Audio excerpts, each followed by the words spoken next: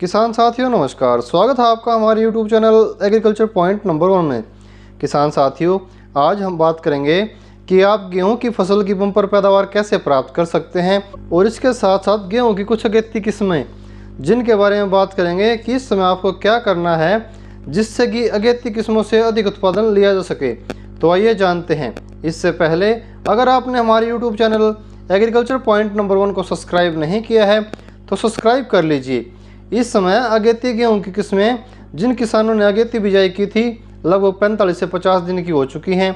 इन किस्मों में DVW 187, DVW 303, DVW 332, DVW 327, DVW 370, DVW 371, DVW 372, WH 1270 हैं।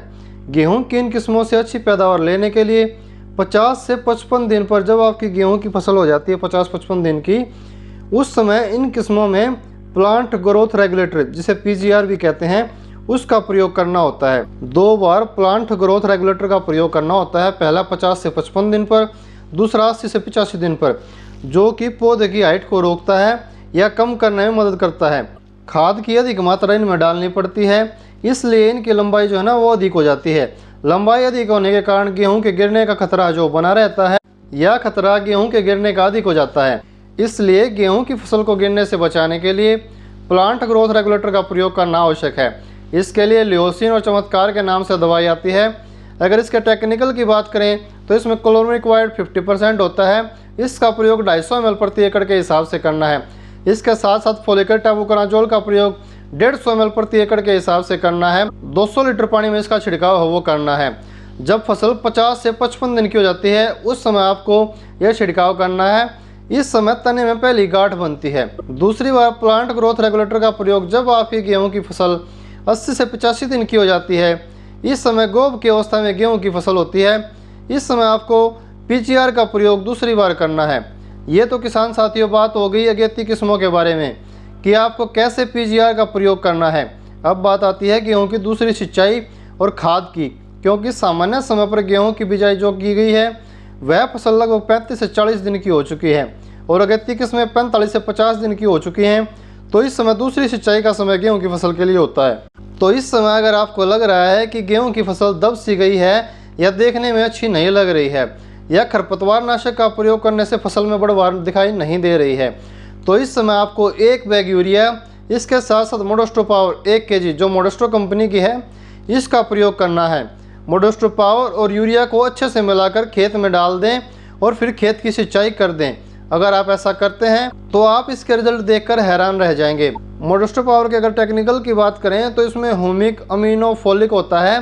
कहने का अभिप्राय यह है कि मोडेस्टो पावर में फसल के लिए जरूरी सभी माइक्रोन्यूट्रेंट्स एंजाइम एक साथ मिल जाते हैं। इसमें humic acid, amino acid, folic acid एक साथ मिल जाते हैं। अब बात करते हैं ह्यूमिक एसिड क्या कार्य करता है। ह्यूमिक एसिड का काम है यह मिट्टी को बेहतर बनाता है, जल धारण क्षमता में वृद्धि होती है, पौधों के लिए आवश्यक खनिजों को अधिक उपलब्ध कराना और मिट्टी में लाभकारी सूक्ष्मजीवी गतिविधि को प्रोत्साहित करना है।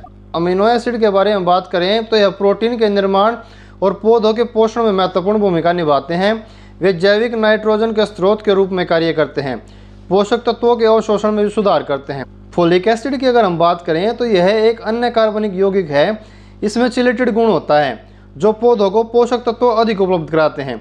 इसलिए मोडेस्टो पावर का प्रयोग आप अपनी गेहूं की फसल को बेहतर बनाने के लिए जरूर करें। इसके बाद बात आती है उन किसानों की जिनको लग रहा है कि उनकी गेहूं की फसल ठीक ठाक है। तो दूसरी सिंचाई से पहले आप 1 बैग यूरिया के साथ 3 kg सल्फर जो 90% वाला आता है उसका प्रयोग करें। सल्फर क्या काम करता है? सल्फर जो है ना मिट्टी की परत जो बिल्कुल सख्त हो गई है उसको तोड़ने का काम करता है, जिससे मिट्टी मुलायम हो जाती है और भुरभुरी हो जाती है। पौधों को पोषक तत्व जो है ना वो आसानी से प्राप्त हो जाते हैं और आपकी फसल पहले से बहुत ही बेहतर हो जाती है। सल्फर अगर आप यूरिया के साथ डालना चाहते हैं तो किसान साथियों सिंचाई से पहले डाल दें और ऊपर से खेत में सिंचाई कर दें। गेहूं में सिंचाई के बाद यूरिया के साथ सल्फर ना डालें। इसके बाद बात आती है उन किसानों की जो कहते हैं कि हमारी फसल है ना बहुत ही अच्छी है, फसल के लिए ज़रूरी जो सभी खाद थे हमने पहले सिंचाई के समय ही डाल दिए हैं। वे किसान भाई केवल यूरिया का प्रयोग 1 बैग प्रति एकड़ के हिसाब से सिंचाई के बाद करें। तो किसान साथियों, ये थी गेहूं की फसल की दूसरी सिंचाई के समय की जानकारी। जो कि गेहूं की फसल के उत्पादन को निश्चित करने का उचित समय माना जाता है। इस समय की फसल की गई देखभाल ही पैदावार को निश्चित करने का काम करती है। तो ये थी जानकारी। अगर किसान साथियों आपको हमारी जानकारी पसंद आई तो वीडियो को लाइक कीजिए, चैनल को सब्सक्राइब कीजिए और बेल आइकन प्रेस कर लीजिए, जिससे खेतीबाड़ी से जुड़ी सही और सटीक जानकारी आपको समय समय पर मिलती रहे। नमस्कार।